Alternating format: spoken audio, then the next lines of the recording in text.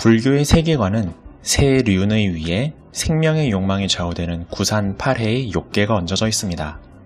1층이 인간계, 지하는 명계, 수미산 위에는 천계가 존재합니다.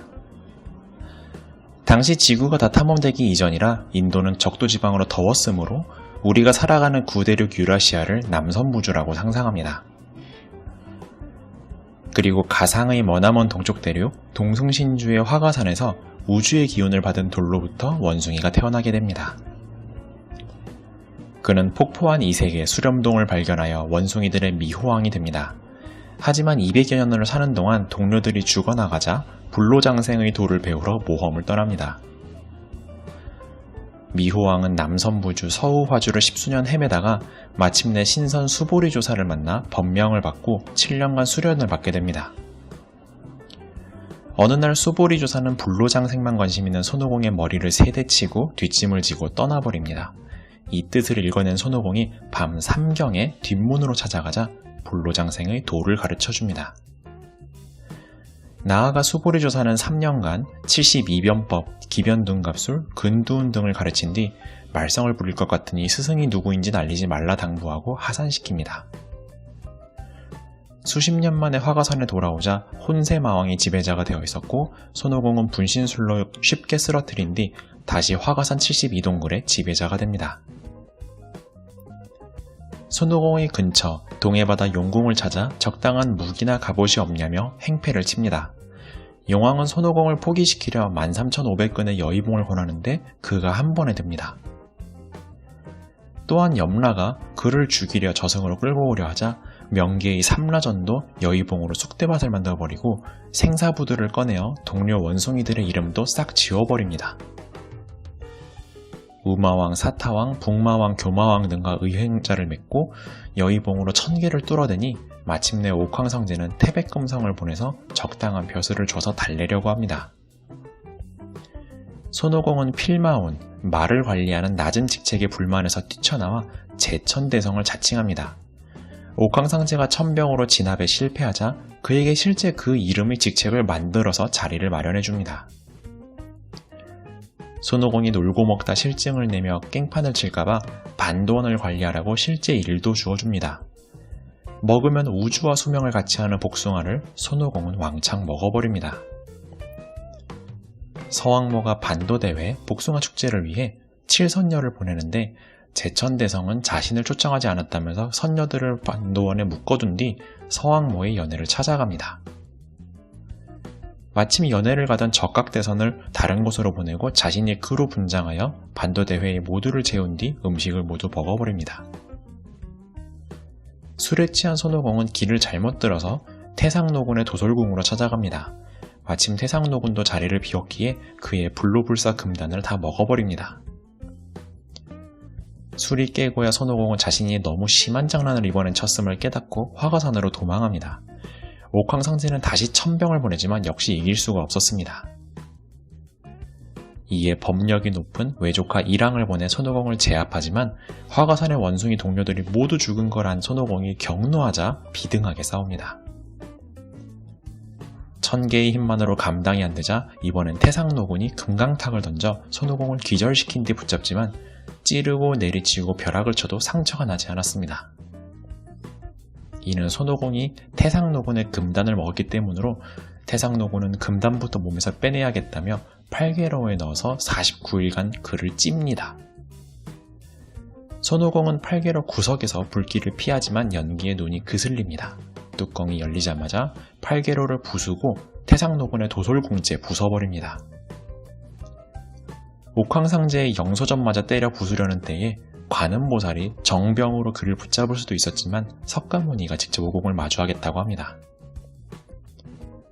손오공은 부처의 내기에 따라 세상의 끝에 글을 쓰고 오겠다 했지만 부처의 손바닥 안을 벗어나지 못합니다.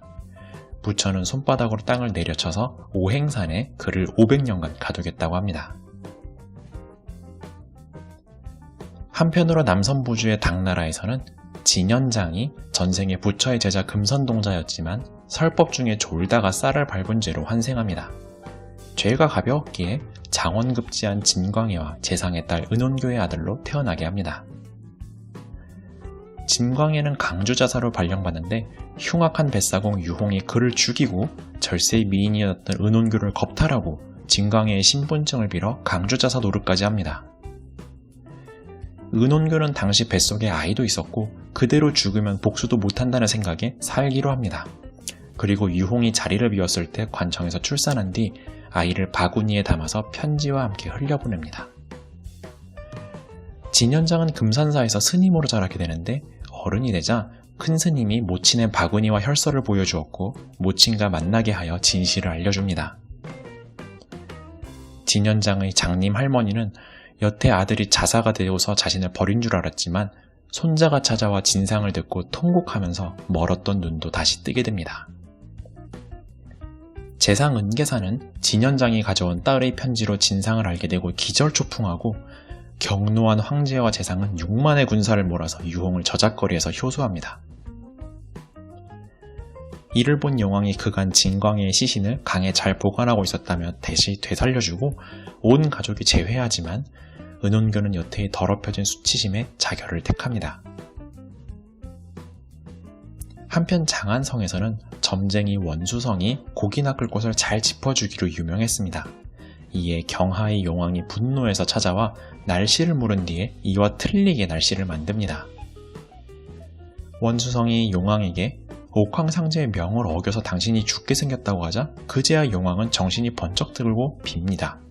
원수성은 위징이 그대를 죽일 테니 당태종에게 부탁해보라고 알려줍니다.